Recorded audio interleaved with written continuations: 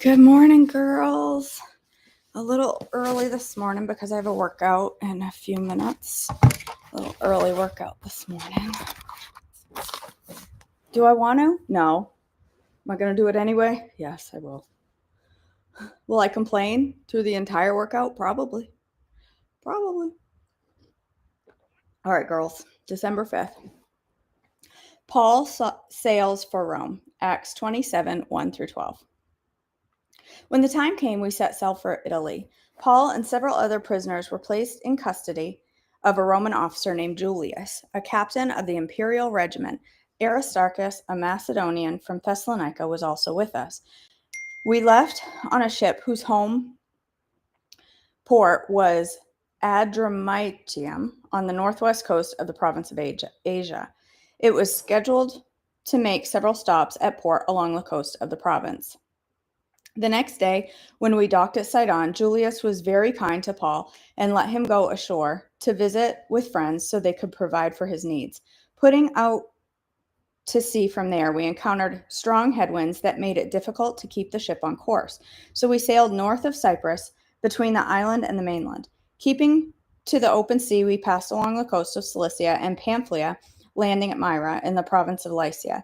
There a commanding officer found an Egyptian ship from Alexandria that was bound for Italy, and he put us on board. We had several days of slow sailing, and after great difficulty, my goodness, maybe it's just too early to be reading.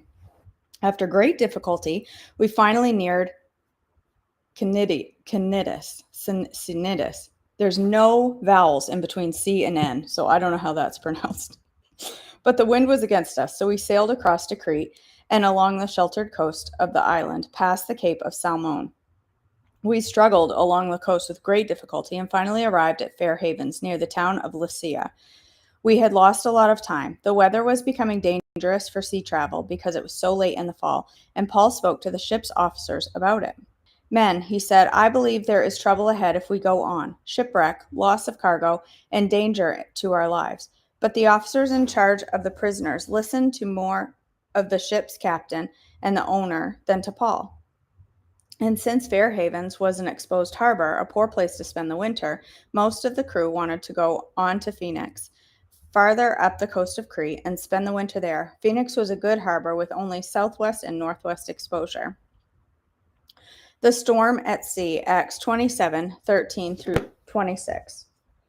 When a light wind began blowing from the south, the sailors thought they could make it. So they pulled up anchor and sailed close to the shore of Crete. But the weather changed abruptly, and a wind of typhoon strength, called a northeaster, burst across the island and blew us out to sea. The sailors couldn't turn the ship into the wind, so they gave up and let it run before the gale. We sailed along the sheltered side of the small island named Cauda, where, with great difficulty, we hoisted aboard the lifeboat being towed behind us. Then the sailors bound ropes around the hull of the ship to strengthen it. They were afraid of being driven across the sandbar of Syrtis off the African coast, so they lowered the sea anchor to slow the ship and were driven before the wind. The next day, as gale force winds continued to batter the ship, the crew began throwing the cargo overboard. The following day, they even took some of the ship's gear and threw it overboard. The terrible storm raged for many days, blotting out the sun, the stars until the last hope was gone. No one had eaten for a long time. Finally, Paul called the crew together and said, Men, you should have listened to me in the first place and not left Crete. You would have avoided all this damage and loss. But take courage. None of you will lose your lives, even though the ship will go down. For the first night, an angel of the God to whom I belong and whom I serve stood beside me. And he said, Don't be afraid, Paul, for you will surely stand trial before Caesar. What's more, God in his goodness has granted safety to everyone sailing with you. So take courage, for I believe God. It will be just as he said, but we will be shipwrecked on an island. The shipwreck, Acts 27, 27 through 44. About midnight on the 14th night of the storm, as we were being driven across the Sea of Adria, the sailors sensed land was near. They dropped a weighted line and found that the water was 120 feet deep. But a little later, they measured again and found it was only 90 feet deep. At this rate, they were afraid we would soon be driven against the rocks along the shore, so they threw out 4 anchors from the back of the ship and prayed for daylight. When the soldiers tried to abandon the ship, they lowered the lifeboat as though they were going to put out anchors from the front of the ship. But Paul said to the commanding officers and soldiers, "You will all die unless the sailors stay aboard." So the soldiers cut ropes to the lifeboat and let it drift. Just as day was dawning, Paul urged everyone to eat. "You have been so worried that you haven't touched food for 2 weeks," he said. "Please eat something now for your own good, for not a hair of your heads will perish." Then he took some bread, gave thanks to God before them all, and broke off a piece and ate it. Then everyone was encouraged and began to eat, all 276 of us who were on board. After eating, the crew lightened the ship further by throwing the cargo of wheat overboard.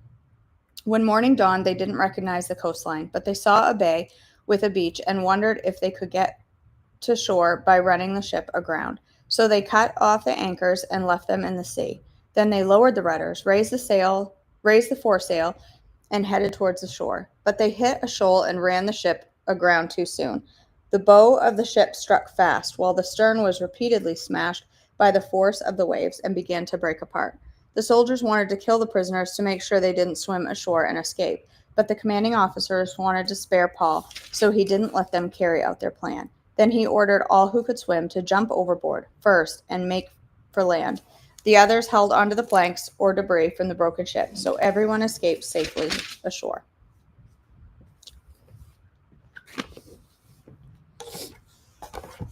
Okay. I got a pretty good headache this morning. I think that's why I'm like struggling to read.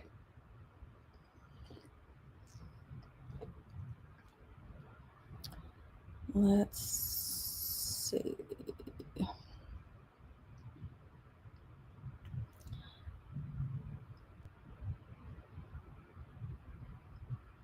What day is it? Friday, right here. Right here. All right. Today's word is light. Today's reading, John 1:5. The light shines in the darkness, and the darkness has not overcome it. It gets dark here in the Pacific Northwest at this time of year. Each evening, the sun goes down a little earlier. Every morning, it rises a little later. The darkness lengthens through the coming weeks, strengthening its grip.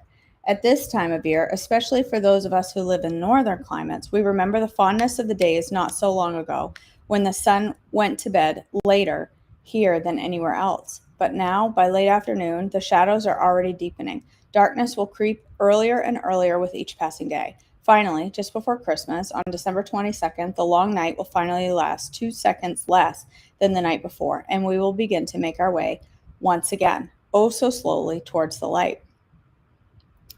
It's no coincidence that Advent takes place during the darkest time of the year, when the sun's strength is at its feeblest and the night hours have sway. Anyone who has ever found themselves unable to sleep in the middle of the night knows what it is like to yearn for morning. The dawn will come, but it will not be rushed. You can look 500 times at the malevolent numbers on the clock, and they will not change a moment sooner. The silence deafens. The shadows huddle in the corner. Your brain races as if it is in a sprint with no finish line. Loneliness overwhelms. Morning will arrive in its time, and when the whole earth has spun from darkness into light, but it will not be hurried. You must wait and watch through the darkness. Then, finally, the dawn comes and the sun rises. The underside of the clouds will begin to glow vibrant red, and the trees and the houses become silhouettes against a brightening sky. The dark gives way, and a new day is born right before your eyes, as is the first glint of the sun peeks through the hillside. As the first glint. In the coming weeks, many of us will light candles on a wreath, one for each week of Christmas. Yet with each candle we light, the world around us gets a little darker. Advent includes equal measures of joy and repentance, delay and expectation, dreams and reality. It strains forward towards a promise while also preparing for a celebration not yet fully arrived. One thing Advent teaches us as people of faith is that we know it will get darker before it gets light. It is the way of this world and should come as no surprise. Jesus himself was clear about it. Teaching in the temple in Luke 21, just days before his betrayal and arrest, Jesus spoke about how everything is going to come unglued. The stars will fall like diamonds from a broken necklace. The sun will be smudged and the moon will be snuffed out. These will be signs, horrific signs to be sure, that things are coming to an end. But it also happens to be the very moment when the Son of Man will be seen riding in the clouds with power and great glory. The sun will come back, just as certainly as the sun will come back. Just as we know, God will be born in a barn in Bethlehem. All of our times, most significantly our dark and frightening times, are in the hands of God. When your world is coming apart, that is the time of redemption, the time when God will save. When the very earth collapses and every light in the sky is put out, we are to remember what he told us. God rules over darkness as well as light, and he is coming to make all things new. Advent may take place at the darkest time of the year, but it is also a season of hope, comfort, and joy. It points to the fact that dawn is inexorably, I don't know that word, on its way, even when the darkness seems reluctant to loosen its grip. Shadows will give way. The morning star will appear. Color will return to the earth. We may recognize all too well the emptiness, discomfort, and darkness inhabiting so much of the world and so much of our own life. Yet, even as we do, we wait for the inevitable light to return. So it was no accident of the timing that Jesus was born at night in the dark, for it was also when the smallest flickering candle can be enough to illuminate the way forward and get us to the dawn.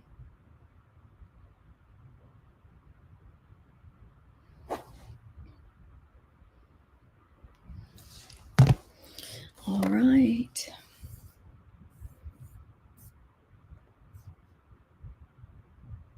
Yay! Oh my gosh, Rita, I'm so happy. I was so worried that I screwed up everyone's fudge by making that misstep. I thought, what if there's some magic to the way I've always done it and it's not gonna firm up? Oh my gosh. I am so glad your fudge turned out. Mine's still in the fridge. Now I want to go have a piece. Maybe I'll have a piece on the way to the gym. Yeah, they really do, Lois. Was their bread still good after 2 weeks with no... What bread? I don't know what bread you're talking about. Oh, in the book. Probably not. In the book. Just the Bible. Just call it the book now. I would imagine it was probably pretty crusty. It was probably like crackers and stuff. I bet their bread was probably like crackery and gross. I bet it wasn't very good. Might even been a little soggy from a shipwreck. Ugh.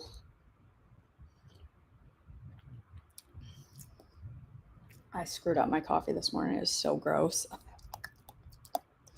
I made a half a pot of coffee yesterday afternoon. We lost our internet yesterday and I couldn't work 90% of the day because our internet was out. And so I decided to sit and do a puzzle and have a cup of coffee. So I brewed a pot of coffee. Well, 90% of it was still sitting there. And then I brewed today's coffee on top of it. And it's gross. It shouldn't be as gross as it is, but it's gross. I ruined it. I ruined my cup. I'm going to have to dump it out and start over. Or just go to Dunkin', one or the other. What time is it? Speaking of, I've got to go to the gym and work out my arms today. To build that muscle. The muscle. I'm getting a little bit of a muscle. Not very much, but it's there. My arms are not super strong. I try so hard.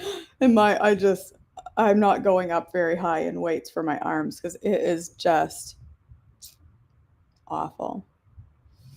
No, I don't think I'm coming down with anything. I haven't taken my allergy medicine the last 2 or 3 days, and so I'm getting a terrible headache from not having allergy medicine. And I just changed thyroid meds back down from my higher dose to a low dose. to see if it would help my dizziness, and thank God it is. I'm not passing out every time I stand up anymore. But so at least I feel better in that area. All right, girls, I got my turkey trot shirt on today. Since I successfully finished a turkey trot, I got a t-shirt. Pretty proud of that. Pretty proud of my t-shirt. All right, girls, I won't be here the next 2 days. Sweet Cindy, thank God for her, is covering for me for the next couple of days. I have laid the burden of devotions on her a lot lately, and I'm so grateful that she's been around to help me during this just weird season of constant need.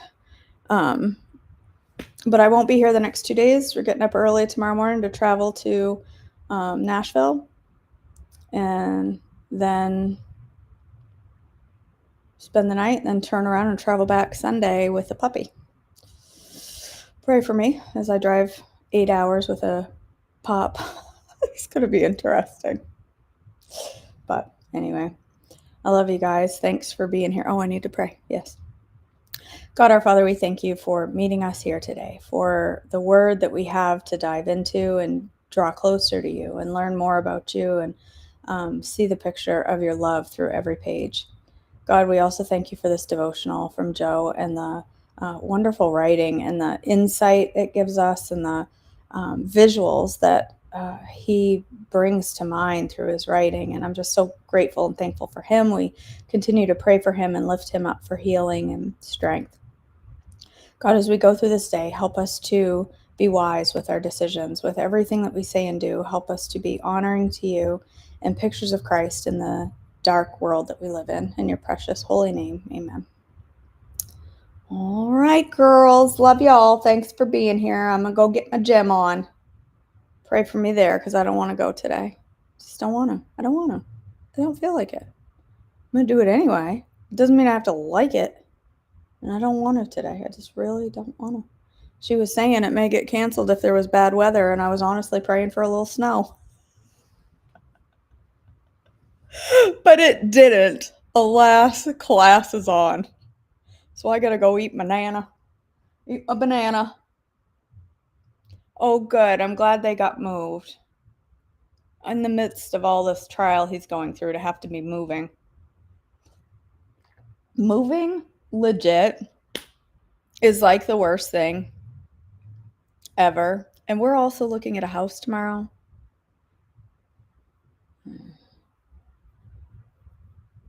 The idea of moving, and I'm watching stupid Sister Wives right now. It's such dumb TV, but I'm so sucked in. I'm so invested at this point in these 4 women and their 873 children. And they're moving from Utah to Vegas to Flagstaff to back to Vegas to back to Flagstaff and in and out of a house and in and out and in and out. And I get exhausted just watching it because I hate moving so bad. I'm like, this is why I'm not a polygamist. Just kidding. There's a lot more reasons than that.